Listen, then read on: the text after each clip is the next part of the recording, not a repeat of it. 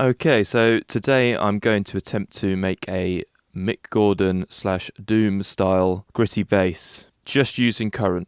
The full truth is I've already attempted this, so I'm just going to be basically recreating a patch that I've made already to try this out, because it can be done. Although, ideally to really get the depth, character, different morphing changes, randomization, and just some more, stuff like feedback, like more fuzz, morphing, like layers coming in. Anyway, there's just not enough effect slots in current. I really hope that we get this effects chain as a plugin separately, so I can just layer everything up in current and then just open another one of these as an insert and just go wild. It'd be like Snap Heat for Faceplant basically, which is great. Anyway, but we can get amazing sounds out of just current alone, and that's what this video is about, because I love this synth. I love all of their products. I use all of their products now. But anyway, that's enough about what I love. Let's get started. So actually, I'm going to turn this off first of all. We're going to get the sub. And I'm going to just have, so we've got 3 partials there. Now, I'm going to bring these down a little bit. And then I want to basically morph the volume of each one here. So I'm going to put an LFO on there. Right click and you set bipolar, so that lets it go back and forth like that.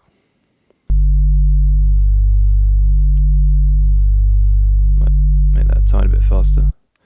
I'll put my BPM up as well, because I'd usually have this sort of track at about 180. That might be too fast now, just here. Now I'm going to do this knock effect. Now that's going to, if I was going to be making a track with this, I'd probably still put a kick in there, but this gives you that similar effect you'd get from having a kick on the first note. Okay, so now I'm going to go over and open a saw wave. I'm going to do 2 voices and have the width up. Now I'm going to filter just that. Just take the low end of that, so high pass filter.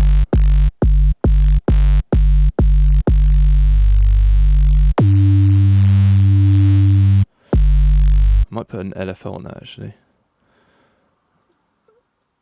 Just give a little bit of movement. So one of the key things here is there's going to be a lot of movement, modulating various parameters to get variation and dynamics, because probably what I would do is just lay down a load of MIDI notes, long and short, and then press record and just mess around with parameters, and then take the best bits of audio and turn that into a sequence. But that's kind of irrelevant for now. But so there we go. So we've got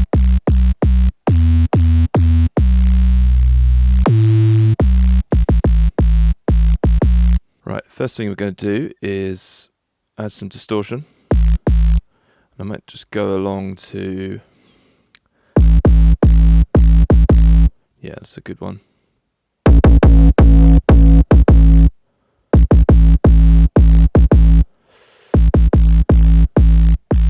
So what I'm going to do is send LFO to the, I'm going to take trigger off, because if I put it to 3, then the cycle, it just starts wherever it is rather than it starting at the beginning. So it's always starting there.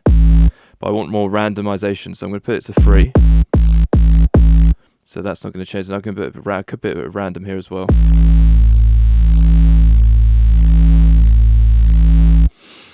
And let's get another LFO. I'm probably going to do a little bit of that on there. I'm going to again have that 3, maybe slow it down.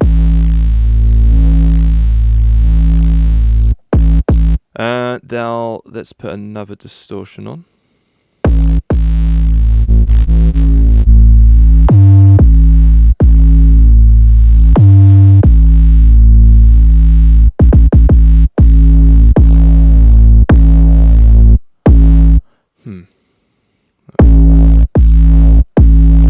That could be good with an envelope actually.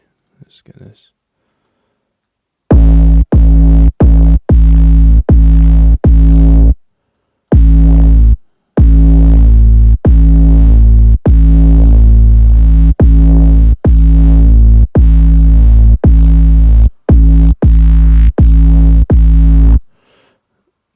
good actually. Let's put one of the LFOs on here. Set that as bipolar. Actually, I want a slower one. Let's remove that. Let's do this. Put it to 3 again. Let's put random right up.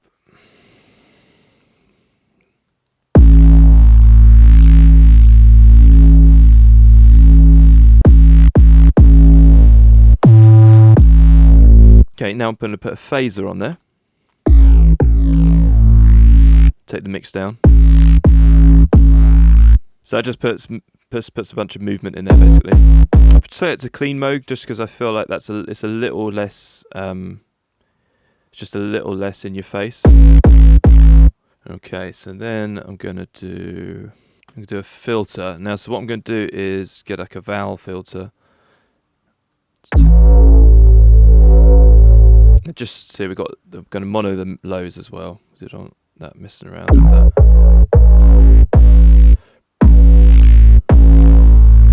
I'm going to add an LFO to the mix.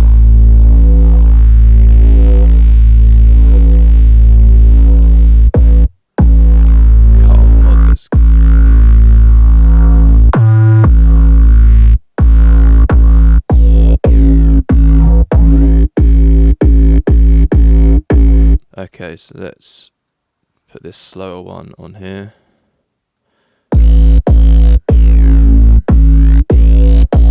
That's still too fast. Okay, let's get a really slow LFO going. Let's put it to 3 again.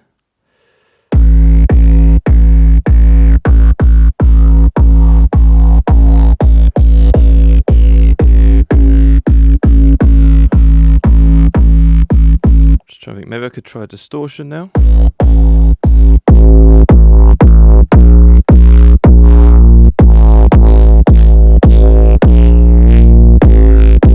Put an LFO on here.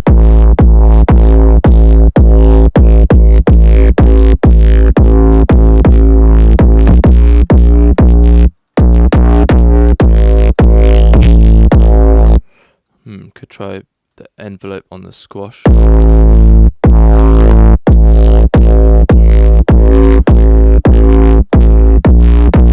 Okay, let's alternate the dry wet again.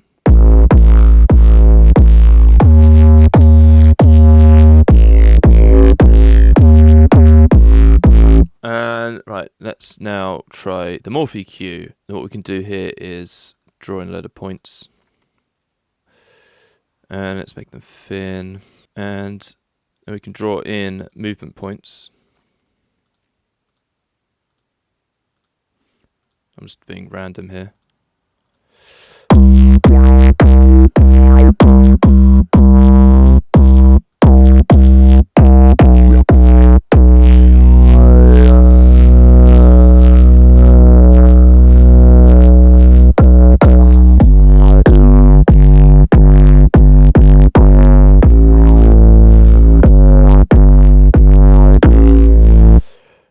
Again, let's send one of the LFOs to the morph.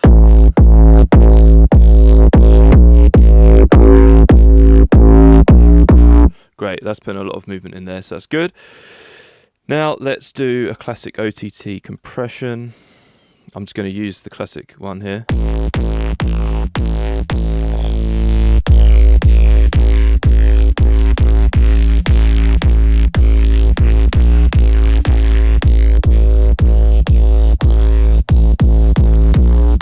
Okay, and then we're going to finish off with a couple more distortions. Now let's just have a little flick through.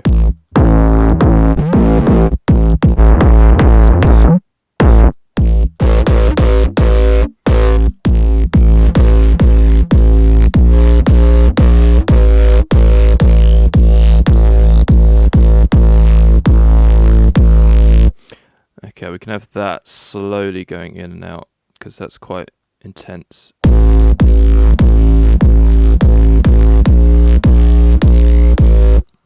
Let's get another one. Let's have a look at some of these. Aggressive tone.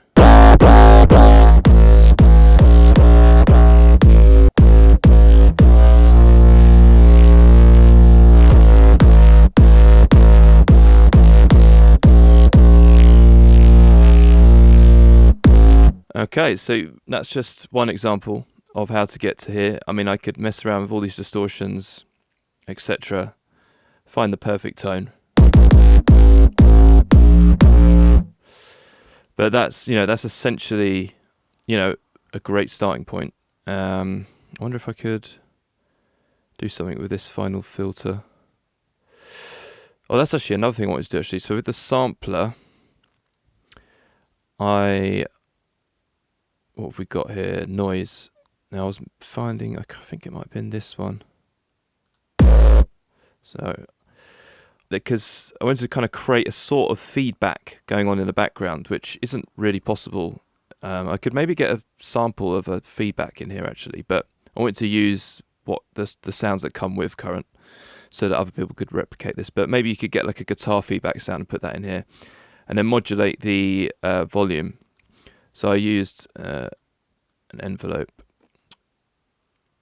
to change the volume. So what I did was something like this. But I want to bypass it.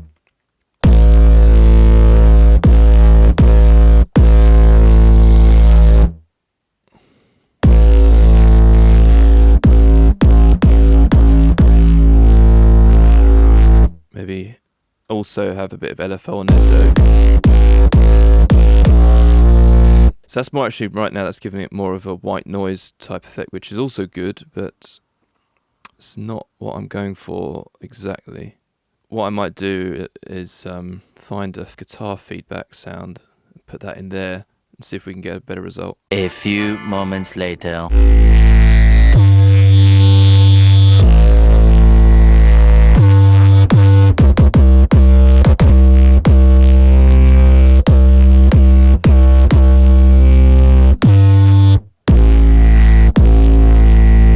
Yeah, okay, so we've got a bit of a feedback sound there. That's just I just typed in guitar feedback in Splice, and voila. I mean, I could keep messing, as I said, I could keep messing around with these distortions. That's the same one as that, isn't it?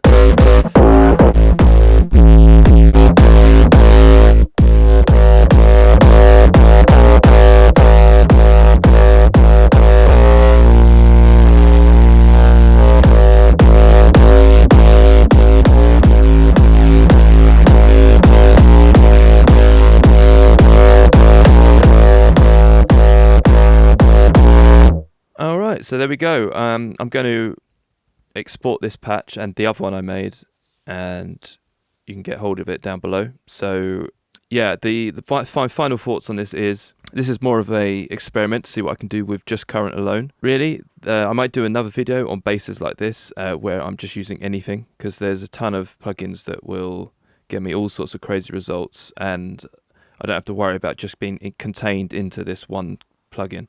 So I might do a video on that, just to really explore going much more deeper and do something that really can compete with something you might have heard before in the Doom soundtrack or something like that. But for now, we have just this. Okay, I couldn't resist but go beyond current. Here I've got essentially the sound that I've just made in the video, and what I've done inside current is I've pulled all the wet dry mixes down on all the effects, and I've sent it all to a macro, and that macro is being modulated by this curve here that over 4 bars is slowly rising, so that's slowly going up every 4 bars. And then what that is doing is giving the sound much more dynamics and a build and drop, and it's less gritty, and then it gets really gritty, and it drops back down, and it gives it more movement. And it works specifically with this MIDI. So I'm just going to turn off all the effects that I've put on it, because I'm going to go into that in a sec. And let's just hear just that.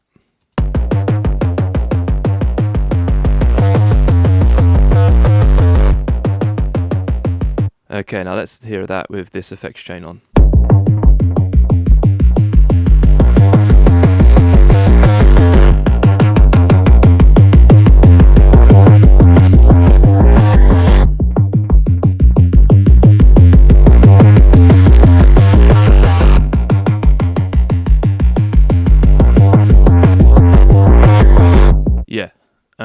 just to be clear, there's also another track here that's got a bit of white noise and an oscillator slowly peaking in every 8 bars, so that's giving this reverse effect. But apart from that, that is an effects chain here that I've built. So I'm going to go through that now, because I guess what I was thinking is I just made that sound. We can get that gritty, aggressive bass in Current, but I wanted to actually then put it into practice and get it sounding really interesting by adding external effects. And I thought it's just worth me going over this now rather than regretting making a video that doesn't quite sort of cover the possibilities, I guess.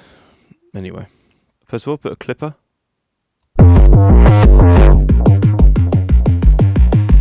That's just getting rid of some of the peaks there. Then I've got this compander. This is a Max for Live device, and what I've done is put it in between this spectral compressor. This is a free plugin that you can get. If I can find the link again, I'll put it down below.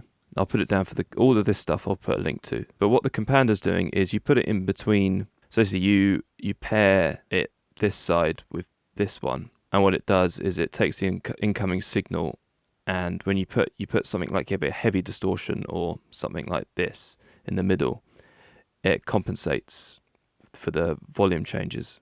And if I play it, you'll see.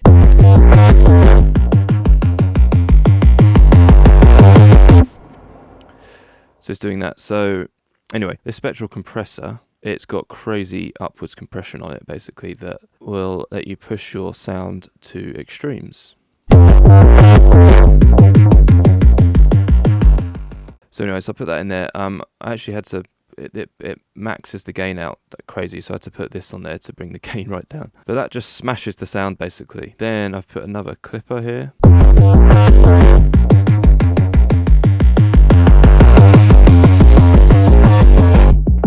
Then got snap peep.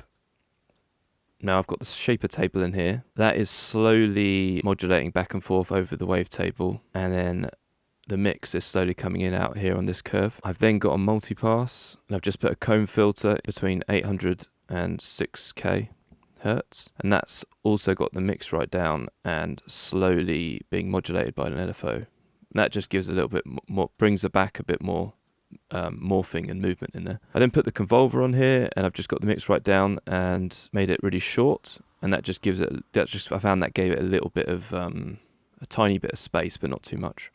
And again, I've got some modulation going there on the mix, and this just sort of like over time helps put some randomization throughout the sound so it doesn't get boring to your ears. Then shaper box. Now this is doing a ton of the work. What I ended up doing is building this, and then I've got this shaper tool here, which is part of one of Ableton's MIDI tools, and it's just a simple triangle curve that's an 8-bar loop, and that is making the filter mix go in and out on shaper box. Let me turn that off.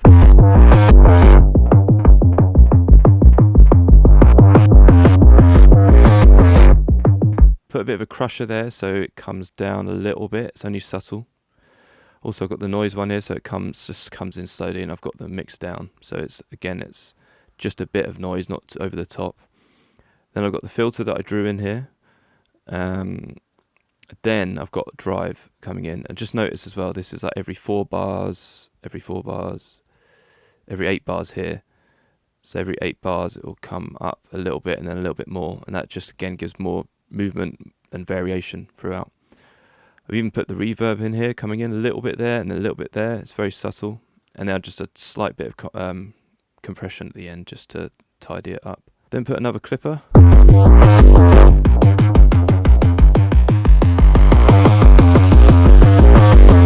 Then I brought a little bit of the transients back here. I played around with this a bit, and so I've got about 25%, a little bit of the pump on there. That's essentially it. Now I've also got filter shaper on here, but that's not modulating. As I start writing the track, I'm going to automate the cutoff.